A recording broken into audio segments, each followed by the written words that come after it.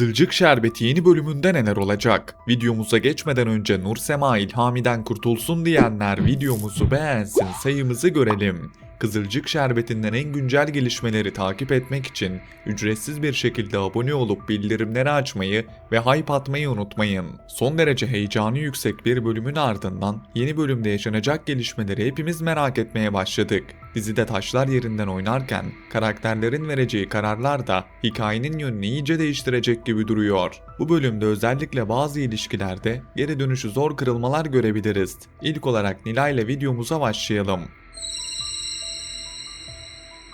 Son bölümde Nilay, Yağız'ın tehditleri sonrası ne yapacağını bilememiş ve kendisini büyük bir çaresizliğin içinde bulmuştu. Yaşadıklarını kimseye anlatamaması, üstündeki baskının her geçen dakika daha da artması ve çıkış yolu görememesi Nilay'ı iyice köşeye sıkıştırdı. En sonunda da Yağız'ın tehditlerine boyun eğmek zorunda kaldı ve evlenmek istediğini Ünal ailesinin yemek masasında herkese açıkladı. O masada yaşanan şaşkınlık gerçekten çok büyüktü. Nilay'ın böyle bir karar alması zaten başlı başına herkesi şoke ederken bunu bu kadar ani ve hazırlıksız bir şekilde açıklaması da ailedeki dengeleri alt üst etti. Nilay'ın evleneceğini duyan herkes büyük bir şaşkınlık yaşadı ve doğal olarak tepkilerin odağı da Nilay oldu. Yeni bölümde Nilay'a gelen tepkilerin daha da büyüyeceğini düşünüyorum. Çünkü Ünal ailesi bu kararı kolay kolay kabullenmeyecektir. Herkes Nilay'ın neden bir anda böyle bir karar aldığını sorgulayacak. Nilay ise yaşadığı baskı nedeniyle kendisini savunmakta zorlanacak ve daha da içine kapanacaktır. Bence tam da bu noktada Nilay'daki bu tuhaflığı ya Başak ya da Nursema fark edecek. Özellikle Başak'ın bu işte normal gitmeyen bir durum olduğunu anlayıp meselenin peşine düşmesi oldukça olası duruyor. Çünkü Nilay'ın verdiği karar onun ruh hali ve tavırlarıyla birlikte düşünüldüğünde gerçekten dışarıdan bakıldığında da anormal duruyor. Bir şeylerin zorla dayatıldığı çok belli. Ben çok geçmeden Nilay'ın yaşadıklarını Başak'a anlatacağını düşünüyorum. Belki ilk etapta her şeyi açık açık söyleyemeyecek. Belki korkacak. Belki de son anda geri adım atacak. Ama bir noktada artık taşıyamadığı bu yükü birine anlatmak zorunda kalacak. İşte o kişi de büyük ihtimalle Başak olacak. Ardından Başak'la Nilay'ın birlikte yapacakları bir planla Yağız'ın sonunu hazırlayacaklarını düşünüyorum. Açıkçası bu hikayenin gidişatı da bunu gerektiriyor. Çünkü Yağız'ın Nilay'a yaptığı şey son derece çirkin, son derece rahatsız edici ve kabul edilemez bir durumdu. İzleyiciler olarak bu sahneleri izlerken gerçekten rahatsız olduk. Bu yüzden bu konunun öyle geçiştirilmeden güçlü bir karşılıkla kapanması gerekiyor. Nilay'ın bu karanlık sürecin içinden güçlenerek çıkmasını, Yağız'ın da yaptıklarının bedelini tek tek ödemesini görmek istiyoruz. Bu hikayenin Nilay'ın zaferiyle sonuçlanması şart gibi duruyor. Nilay cephesinde işin en önemli kısmı bence onun yalnız olmadığını hissetmesi olacak. Çünkü korku insanı susturuyor ama yanında güveneceği biri olduğunda o sessizlik bozuluyor. Eğer Başak gerçekten bu işin peşine düşerse Nilay için de yeniden nefes alacağı bir alan açılacaktır. Şimdi gelelim Nursema'ya. Son bölümde Nursema ve İlhami'nin arasının giderek açıldığını çok net bir şekilde gördük. Nursema'nın kendisini evliliğin içinde daha yalnız, daha sıkışmış ve daha anlaşılmamış hissetmeye başladığı bir döneme giriyoruz. Evlenmeden önce Nursema'yı anlayan, onun yanında duran ve ona güven veren İlhami'nin evlendikten sonra adeta başka birine dönüşmesi dikkat çekmeye başladı.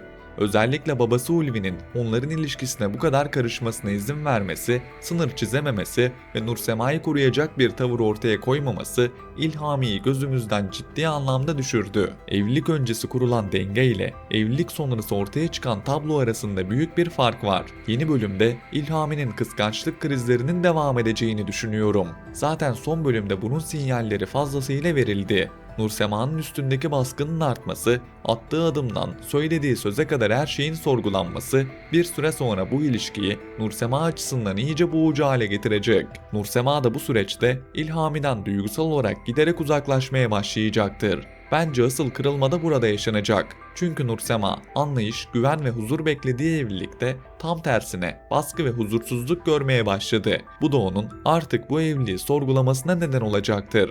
Ben çok geçmeden Nursema'nın İlhami ile boşanma sürecine girişeceğini düşünüyorum.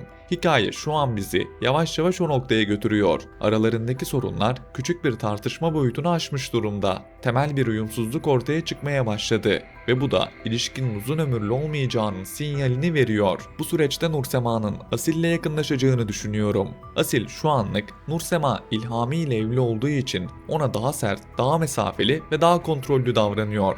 Ancak ortadaki evlilik bağı çözüldükçe Asil'in de kendisini geri çekmek yerine daha açık bir tavır takınacağını düşünüyorum. Yani şu an perdelerini indirmemiş gibi dursa da çok geçmeden o mesafeyi azaltacaktır. Açık konuşmak gerekirse senaryo şu an bizi Asil ve Nursema aşkına doğru götürüyor. Bunu hissettiren detaylar giderek artıyor. Nursema'nın İlhami ile yaşadığı hayal kırıklığı ve Asil'in onun hayatında farklı bir pencere aralıyor oluşu bu ihtimali daha da güçlendiriyor. Tabi burada asıl önemli olan Nursema'nın kendi mutluluğunu ne kadar önceliğe koyacağı olacak. Çünkü şimdiye kadar Nursema çoğu zaman fedakarlık yapan, susan ve idare eden taraf oldu. Fakat bu kez kendisi için doğru olan kararı vermesi gerekiyor. Nursema tarafında ise artık duygular kadar gurur da devreye girecek. Sürekli anlaşılmayı bekleyen değil, kendi kararını veren bir Nursema izlemek hikayeyi çok daha güçlü bir hale getirebilir. Bu konuda sizlerin düşüncelerini de gerçekten merak ediyorum. Sizce Nursema ne yapmalı? İlhami ile bu ilişkiyi toparlamaya mı çalışmalı,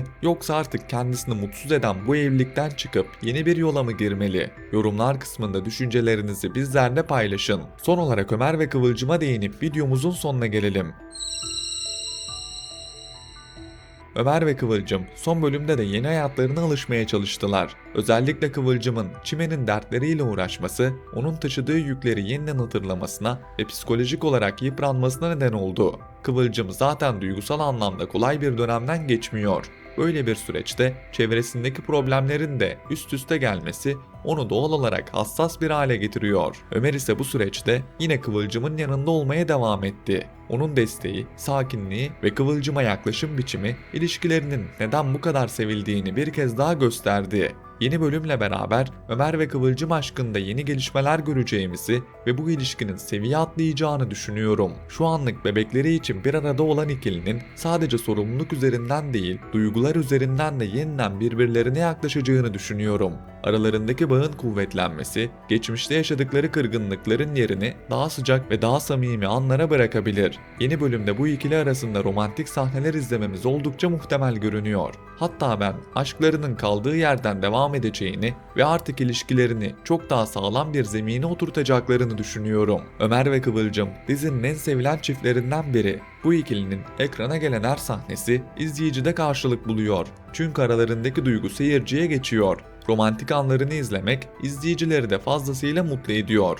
Bu nedenle yeni bölümde de onların ilişkisini besleyen, izleyiciyi de duygusal olarak içine çeken sahneler görmeye devam edeceğimizi düşünüyorum. Artık bu ilişkinin daha net, daha güçlü ve daha huzurlu bir noktaya evrilmesi gerekiyor. Görünen o ki senaryoda bizi yavaş yavaş tam olarak buna hazırlıyor.